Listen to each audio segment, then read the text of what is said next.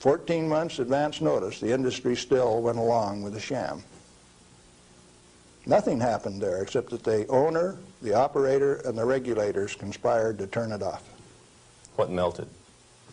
The top of the fuel rods, the third time that the core got uncovered, due to internal pressure, blew the top off some of those rods. They've got Inconel springs in them to keep the pellets, fuel pellets, from vibrating when it's running. Those things are under compression, and when they reduced the outside pressure and the fuel rods were still hot, it blew the top off some of those fuel rods.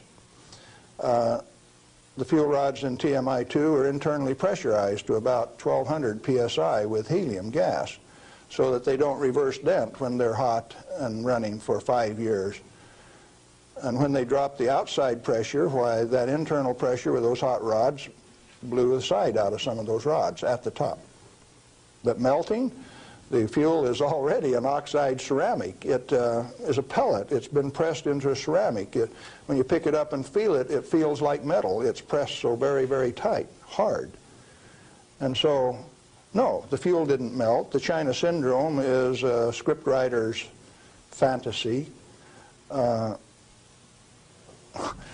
here, I ought to tell a story, I guess.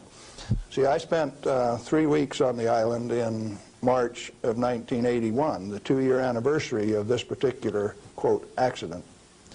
And Tom Hall, who stood alongside Enrico Fermi when they pulled the control rods on 100B in October 1944 at Hanford, and I were delegated to go to the island and find out what happened, and so we did.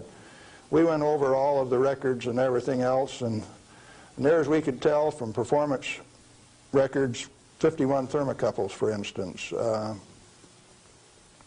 only one of which went over 1,000.